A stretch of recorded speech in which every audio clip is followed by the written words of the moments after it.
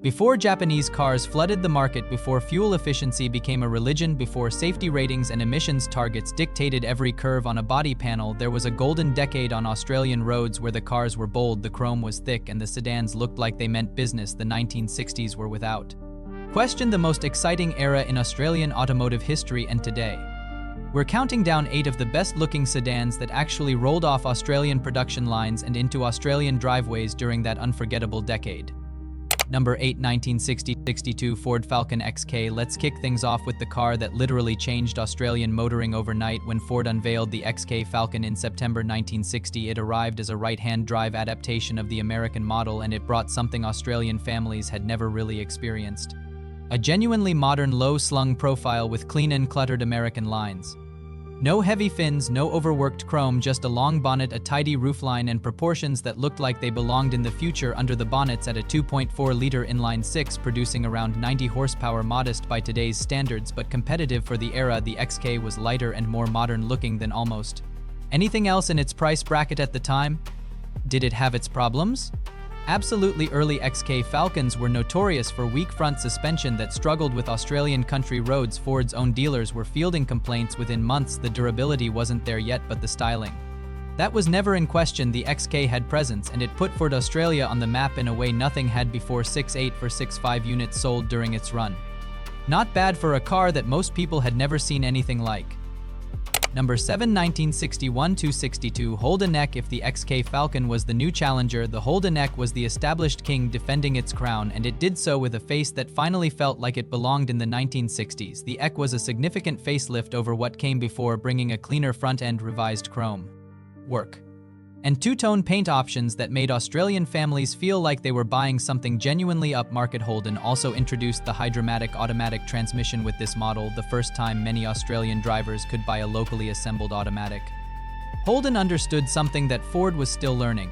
Australian buyers wanted a car that looked luxurious even if it wasn't. The Eck Premier trim delivered exactly that: chrome strips along the flanks, polished trim, and a feeling of occasion that made a Saturday afternoon drive feel like something worth dressing up for. Number 6, 1962-63 Holden EJ. This is where Holden made a genuinely bold move. The EJ arrived in July 1962, and the difference from the Eck was dramatic: lower roofline, cleaner body with 0 tail fins at a time when fins were still fashionable, a wider greenhouse, a rear end that looked sharp and modern without trying to look American. More than 10,000 EJ Holdens were sold every single month during its peak. That figure tells you everything. Australian buyers responded immediately to what Holden had done: created a car that looked thoroughly modern, thoroughly local, and thoroughly desirable. The EJ was also the car that introduced the iconic Premier nameplate: leather bucket seats, metallic paint, white wall tires. Suddenly, a Holden was something to be genuinely proud of in your driveway. The millionth Holden ever produced was an EJ Premier. That's the kind of legacy a good-looking car builds. Number 5, 1963-65 Holden EH. If the EJ was bold, the EH was a statement. Released in August 1963, the EH took everything the EJ got right and turned up the dial: new roofline, new rear quarters, a stronger, more aggressive stance, and under the bonnet a brand new engine that Australians would come to love: the red motor. The 179 cubic inch red motor produced 115 horsepower, a genuine performance figure for a family sedan in 1963. This was the car that made Australian buyers realize a Holden could be exciting, not just practical. The EH became the fastest selling Holden in the company's history at that point: 256,959 units in just 18 months. And it wasn't just the performance, the EH looked the part. Chrome done right, proportions that were balanced and muscular at the same time, a Premier variant that still turns heads at car shows today. The EH is arguably the most collectible Holden of the era, and with good reason. Number 4, 1965-66 Holden HD. The Holden HD gets overlooked. It shouldn't be released in February 1965. The HD was a complete rebody, wider, longer, and more substantial than anything Holden had produced before. The styling moved into a new direction: cleaner horizontal lines, a wider front grille, and a profile that drew comparisons to contemporary American full-size sedans. High praise in that era. In May 1965 alone, Holden moved 19,000 HD units, a monthly record at the time. The HD also introduced optional front disc brakes for the first time on a Holden, which told you something about the confidence Holden had in this model. They weren't just selling style, they were selling progress. The HD Premier, with its two-tone paint and chrome detail work, remains one of the most visually striking Australian sedans of the entire decade. Number 3, 1966 to 68, Holden HR. If you had to pick one Holden that got everything right in the 1960s, the styling, the engineering, the reputation, the HR would be a serious contender for that title. The HR refined everything. The HD had introduced cleaner grille, more elegant roofline, better interior, and with the introduction of the 186's engine producing 145 horsepower, the HR gave Australians a family sedan with genuine performance credentials. The HR was also the first Holden to include standard front seat belts, a landmark moment that showed Holden understood its responsibility to Australian families, not just their wallets, in terms of pure road presence. The HR Premier, finished in metallic paint with its chrome-detailed flanks and distinctive rear treatment, looked like a car that cost significantly more than it did. That's the highest compliment you can pay a family sedan.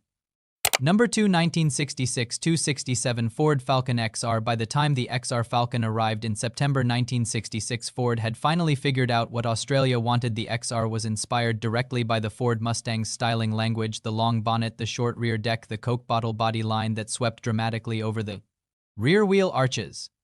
It was the first Australian car to feature that now iconic Coke bottle profile, and it immediately looked unlike anything else on Australian roads. The XR won the Wheels Car of the Year award for 1966. It beat everything, and it deserved to. Available with a 200 cubic inch 6 or the 289 cubic inch V8 producing around 200 horsepower, the XR Falcon GT variant that followed in 1967 opened the door to the Australian muscle car era, but even the base XR sedan had a presence on the road that turned heads and made drivers feel like they were part of something new.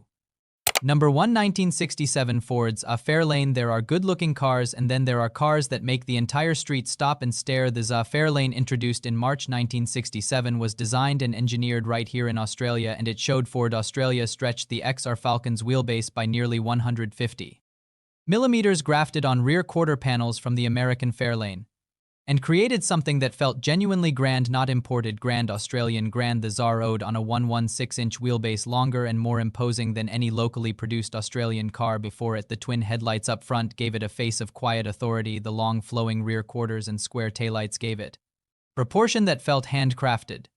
The 289 cubic inch V8, as standard in the Fairlane 500, meant it could back up every inch of that visual confidence with real performance. This was Australia's answer to the American luxury sedan: built here, designed here, sold to Australian families who wanted something that felt genuinely special in a decade full of genuinely special cars.